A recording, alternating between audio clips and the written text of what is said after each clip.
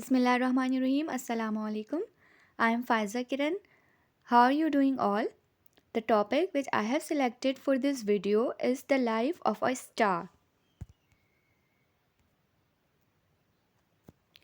When I was young, I wondered about the small silver shiny bodies in the sky during nights. And I used to think about them that what are they and what are they made up of? आप लोग भी इस तरह सोचते हैं?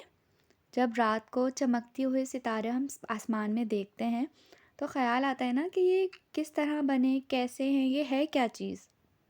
तो आज की वीडियो इसी के बारे में है। आज हम सीखेंगे कि स्टार्स जो है वो बनते कैसे हैं, how the stars are born and what are the stages in the life cycle of a star and how do they die. So let's start. What is a star? A star is a huge sphere of very hot glowing gases.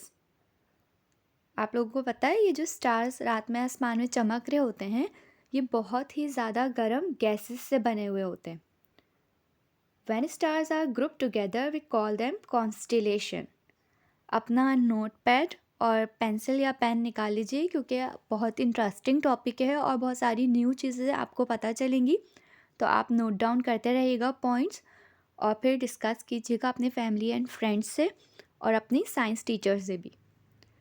तो जब stars एक साथ collectively बहुत सारे मिल जाते हैं तो उनको क्या बोलते हैं? Constellation.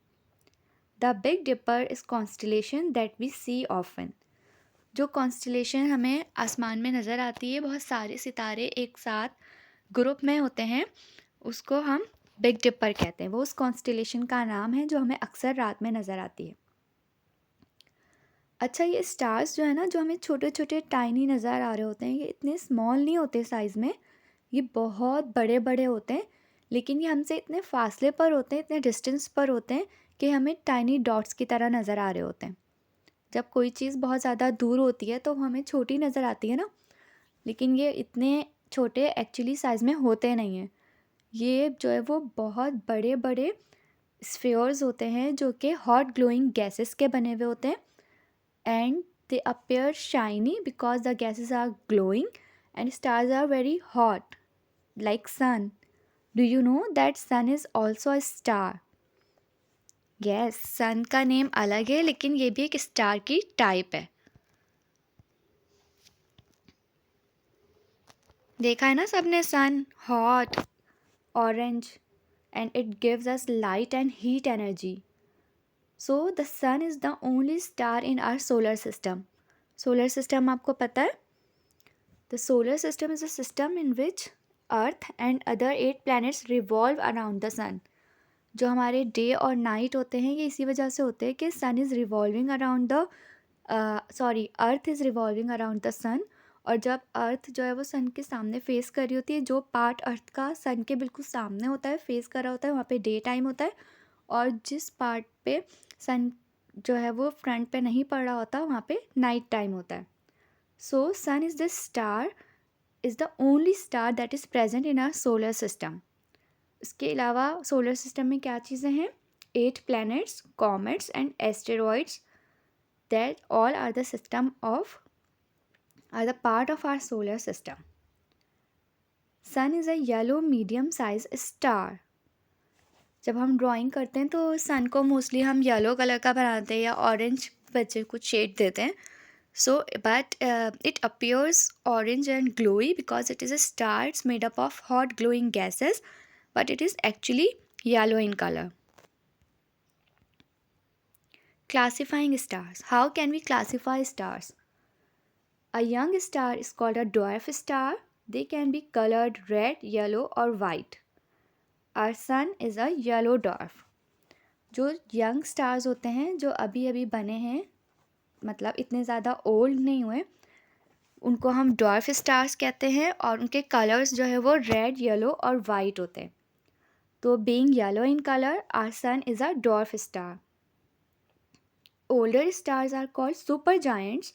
They can be coloured red और ब्लू। याद कर लीजिए सारे कलर्स। अगर कोई स्टार जो है वो रेड, येलो और वाइट कलर का है तो it is a younger star and it is called dwarf, including sun. If a star is in red color or blue color, then it is older one and it is said to be supergiant. अगर वो red और blue colour का है तो वो older star है, पुराना है, और उसको हम बोलते हैं सुपरजायंट. अच्छा, अब जो है स्टार्स को हम क्लासीफाई कर सकते हैं on the basis of their temperature and brightness as well. Hot stars are blue और वाइट. अगर स्टार जो है वो ब्लू और वाइट कलर का है तो they are hot, and if it appears red और orange then it is cooler stars. अब येलो कलर का सन है तो it means that it is in between, medium average star है. सही है. जो बहुत ज़्यादा सुपर हॉट होगा वो ब्लू और वाइट होगा, और जो कोल्ड स्टार होंगे, cooler stars, they will appear red और orange. Here is the colour of stars from hottest to coldest. इस पिक्चर से आपको ज़्यादा अच्छे से समझ में आ जाएगा. स्टार जो है वो स्टार्ट हो रहा है ब्लू कलर से. सो blue colour star is the hottest star. इनका टेम्परेचर भी गिवन है, दैट इज़ 25,000 केल्विन. आप आइडिया कर सकते हो कि कितना हॉट होगा ये, जिसका टेम्परेचर 25,000 केल्विन है. And it's named is Regal. Example is Regal. The next, slightly cooler than the blue one is blue white in color. Its temperature is 10,000 Kelvin and example is Sirius. और फिर हमारा average star आता है yellow star, that is sun, and it's temperature is 6,000 kelvin. जब भी मैंने आपको बताया कि सन जो है वो एवरेज स्टार है, बहुत ज़्यादा हॉट या बहुत ज़्यादा कोल्ड नहीं है. उसका टेम्परेचर 6,000 केल्विन है, इन बिटवीन. फिर ऑरेंज आ गया, जिसके example Aldebaran, it's temperature is 4,000 kelvin. और फिर रेड स्टार. रेड से वैसे हमें अलर्ट लगता है, रेड से साइन ऑफ डेंजर, तो ये मत समझिएगा कि red star is the hottest star. यहाँ पे उल्टा है स्टार्स के केस में. ओके, तो रेड स्टार जो है वो कोल्डेस्ट स्टार है और blue star is the hottest one. Red star के example is Antares and it's temperature is 3,000 kelvin. The timeline of a star. इस डायग्राम में जो है वो सन का लाइफ साइकिल बताया हुआ है. सन इज़ ऑल्सो एन स्टार. देख सकते हो इसका बर्थ हुआ, फिर वो ग्रो करता रहता है और एवरेज ब्लू कलर का होता है, and then it dies. Obviously जो भी दुनिया में आए, कुल नफ्सुन ज़ायक़तुल मौत, तो उसको जाहिर सी बात है मरना भी है. तो इसी तरह स्टार्स भी अल्लाह ताला की एक मखलूक है. ये जिस तरह बनाए जाते हैं उसी तरह इनकी डेथ भी होती है या ये फना भी हो जाते हैं. तो सबसे पहले देखते हैं how stars are born. Stars are formed from giant clouds of dust and gas. जब डस्ट और गैसेस आपस में मिल जाते हैं तो वो स्टार्स बनाते हैं. Then from gravity the cloud collapses into rotating gaseous balls. Gravity की वजह से ये जो हॉट गैसेस हैं और डस्ट एंड के क्लाउड्स जो है वो रोटेट करना शुरू हो जाते हैं. Once the new star gets hot enough, it will begin to create energy from a process called nuclear fission. जब कोई चीज़ मूव कर रही होती है ना, जब हम इन मोशन में होते हैं, मूवमेंट में होते हैं, तो हम जो है वो एनर्जी रिलीज़ कर रहे होते हैं. तो इसी तरह जब ये हॉट गैशियस बॉल्स जो है वो रोटेट कर रही होती है, कंटिन्यूसली मूव कर रही होती हैं, तो start producing energy, and this process called nuclear fission. इनके न्यूक्लियस वगैरह में obviously gas is also an atom, तो बहुत डेप्थ में चला जाएगा, लेकिन मैं आपको बता दूं हल्का सा कि उनके न्यूक्लियस में चेंजेस होना शुरू हो जाते हैं. They start emitting nuclear energy, जिसकी वजह से वो गर्म होते रहते हैं. This created energy allows the star to glow for billions of years. ये जो एनर्जी बनती है इसी की वजह से हमें स्टार्स, न्यूक्लियर फिजन की वजह से हमें स्टार्स जो है वो ग्लोई और शाइनी नज़र आते हैं. And they can shine for billions of years. A star dies within billion of years. You can see this is a picture of a baby star that is being born in the space. देखो hot air mixture of gases है, clouds बन जाते हैं, they start revolving और they will become glowy or shiny due to the energy emitted by nuclear fission. ये बहुत करीब से स्पेस से ली गई पिक्चर है। The point where the stars start born they are it is called Eagle Nebula. वो जो जब बिल्कुल टाइनी सा स्टार होता है, बेबी स्टार होता है, वो बिल्कुल बनना शुरू होता है, तो उसको बोलते हैं ईगल नेब्यूला। और फिर स्टार्स बहुत सारे बनके मिलके क्लस्टर्स बना लेते हैं, जिनको कॉन्स्टिलेशन कहते हैं। अब स्टार बॉर्न हो गया, बिलियंस ऑफ ईयर तक वो जो है वो शाइन करता रहा। The time's come when it has to die. So star dies when it runs out of gases to burn. जब न्यूक्लियर फिजन हो के उसकी सारी गैसेस ख़त्म हो जाती हैं, आउट ऑफ गैस हो जाता है वो, तो वो स्टार की डेथ टाइम होता है। The star will first expand into a red super giant.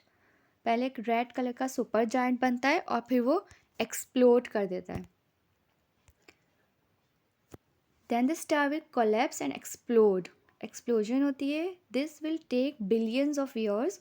The life span of a star is billions of years. The size of the star determines how long its life is. Star के size से हमें पता चलता है कि उसकी जो life span है वो कितना है। The bigger the star the shorter the life. जितना ज़्यादा बड़ा स्टार होगा उसकी लाइफ स्पैन उतना ही कम होगा। देखो ये एक्सप्लोजन ऑफ स्टार दिखाया है। When the death time of a star comes, star explode like this. और वो जो शाइनी गैसेस हैं वो पूरा एक्सप्लोड होके पूरा एयर में जो है वो घूम जाते हैं और स्प्रेड हो जाते हैं, और स्टार जो है वो डाई हो जाता है। ये एक फ्लो चार्ट है and it will help you to understand the life cycle of a star. देखो पहले स्टेलर नेब्यूला पे स्टार बनना शुरू हुआ, हॉट एयर गैसेस रोटेट कर रही है, न्यूक्लियर फिजन हो रहा है, then it can either turn into an average star और a massive star. Average star होगा मतलब एवरेज इन साइज, और मैसिव जायंट बड़ा स्टार। फिर average star will turn into red giant and then it will go to the planetary nebula. Average star का एक stage आता है प्लैनेटरी नेब्यूला, जिसमें जो है वो शाइन करता है, ग्लो करता है, और गैसेस रोटेट हो रही होती है तो पूरा एक्सप्लोड हो जाता है। Then it will turn into white dwarf. White dwarf बन जाता है, दैट इज कूलर। और फिर उसके बाद उसके लाइफ स्पैन पे डिपेंड करता है। अगर वो स्मॉल एवरेज है ना तो it will stay for longer period of time. When we talk about massive star, it will turn into red supergiant and then it will become supernova. बहुत shiny सा इसका फीचर स्ट्रक्चर होता है, देखो आप पिक्चर में देख सकते हो, and it is termed as supernova. देखो इसमें स्कैटर्ड नहीं है, प्लैनेटरी नेब्यूला की तरह स्कैटर्ड सा स्ट्रक्चर नहीं है, प्रॉपर स्टार फॉर्मेशन है। And then it will either turn into a neutron star or go into the black hole. इस पिक्चर से आपको लाइफ साइकिल ऑफ स्टार समझने में हेल्पफुल होगा। That's it. ये जो हमें 4 साइड्स वाला 4 कॉर्नर्स वाले स्टार की पिक्चर है, ये इस तरह से स्टार्स नहीं होते हैं, प्रॉपर 4-5 कॉर्नर्स इस तरह नहीं बने हुए होते हैं। So I hope you have understood, और एक बहुत बड़ी क्यूरी का आंसर मिल गया होगा कि ये ग्लोई शाइनी स्टार्स आसमान में जो भरे हुए होते हैं ये होते क्या हैं। So see you in the next video. Till then take care. अल्लाह हाफिज़।